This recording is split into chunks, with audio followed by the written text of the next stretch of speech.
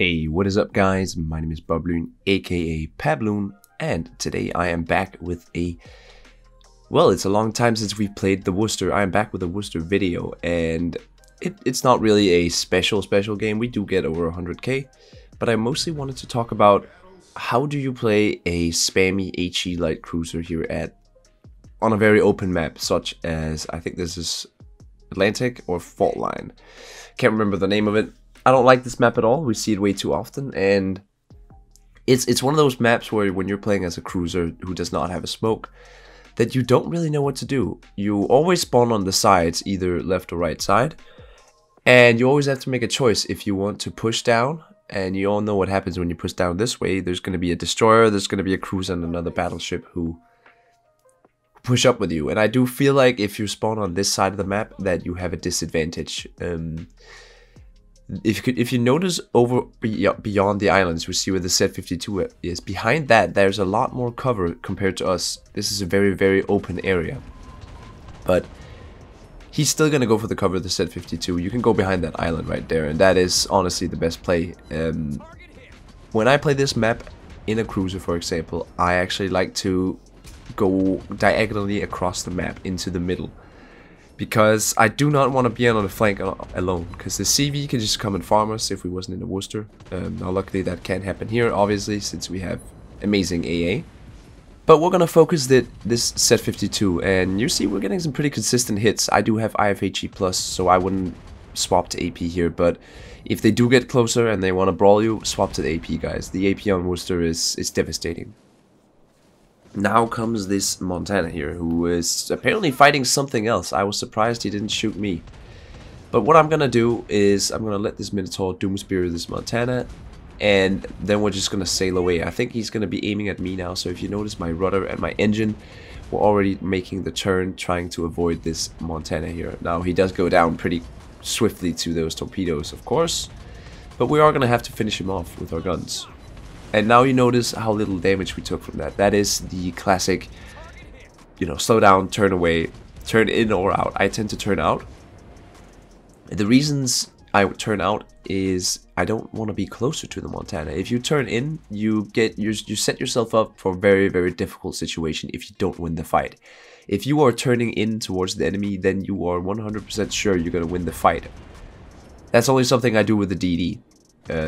So this Shimakaze here, he's gonna rush us, and if I see him do the classic gamer turn with the torpedoes, then I know he's gonna shoot me. But I mean, like I said, Worcester is a menace against DDs. Now I want to thank you guys for, well, this is the day after my Wednesday live stream. I want to thank you guys so much for all the support I've had here. Actually, it was Red Gaming Dino who reminded me that as of today, I don't know when I started uploading YouTube, but it was definitely near June. I remember that, or July. So I've actually been on YouTube for a year now, and the fact that we're close to 1,000 subscribers is absolutely mind-blowing. I mean, I never thought I would get this far this quick. It's all thank you to, of course, all you guys, and I want to thank you, Sly, as well. Thank you so much, Sly. Your, shout outs, all the help and love you give to other channels is invaluable, and I'll try my best to keep it going. But if you're watching this video, Sly, thank you so much, man. Oh, sorry, my phone is again vibrating. Get out of there. But now we're just gonna farm this Conqueror, and that's my thanks to you guys. This is not my 1,000 subscriber special, because I don't think I have 1,000 subs when this video is up. But we're getting close, and I don't know if we're going to hit it while I'm away. Currently, I am probably in the middle of the North Atlantic Ocean. Probably, I don't know, hushing away some people trying to fish in our territory. That's mostly what I'll do.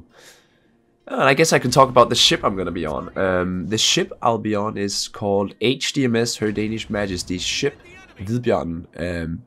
The way you would pronounce that in Danish, in English, is the white bear, polar bear. So on the polar bear, they do patrols around Greenland. It is a patrol ship that protects the sovereignty of my nation, pretty much. But I don't know what I'm doing right now. I can imagine myself probably sailing around the Faroe Islands saying, "Oh my God, it looks like Game of Thrones." Because boys, it looks like Game of Thrones. Like, the Faroe Islands is immensely beautiful. And yeah, there goes the Conqueror. Next up here, we have a duel with the Smolensk. We are on a heal, but, you know, less than 10,000 HP, and we're gonna go below that. But this Smolensk does not know who he's fighting here. He's full HP, and I can blind fire. And you can see how IFHE Plus does against a Smolensk. You know, it hurts. Now that he's detected, I'm pretty sure I'm going to swap to the AP here. Otherwise, I'm just a complete Chad who doesn't care about it. And yeah, it seems I don't care about it. So, with 1700 HP left, we die. But we do send him down to the bottom of the ocean, just like ourselves. And that is the game with Worcester here. I hope you guys enjoyed the Worcester gameplay. It's not too often I upload this kind of ship, even though it's my favorite.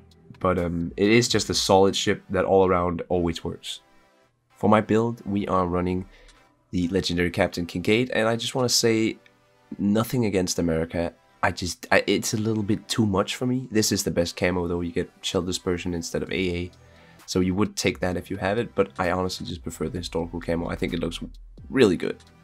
That was my elite bonus. You quickly saw that. Don't take AA, just take the gun upgrade. We have the legendary mod that it only buffs the ship range, dispersion, and AA range.